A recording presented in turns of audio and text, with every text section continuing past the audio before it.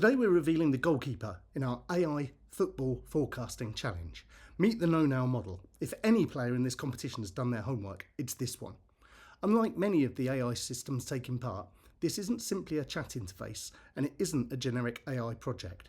We've built a dedicated football forecasting environment around Google's Gemma 3 4B foundation model running locally through Ollama and OpenWebUI. At the heart of the system are detailed dossiers covering all 48 teams in the tournament. Each dossier contains squad information, player summaries, team assessments, rankings, transfer values, tournament context and much more.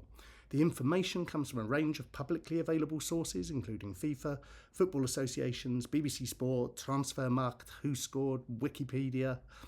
We've also included our own football observations and notes accumulated over many years of following international football.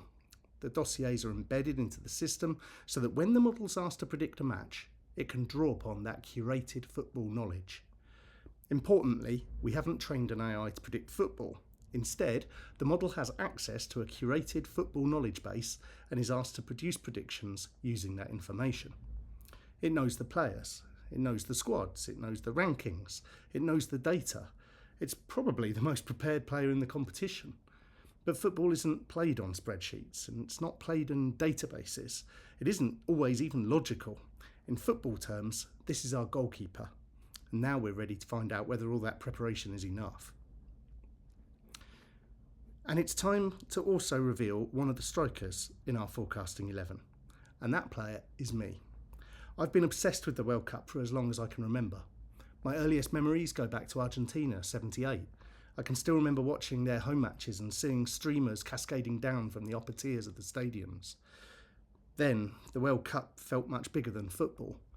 By 1982, I was discussing the tournament with friends at school and becoming fascinated by the great Brazilian side with Socrates, Zico and Falcao.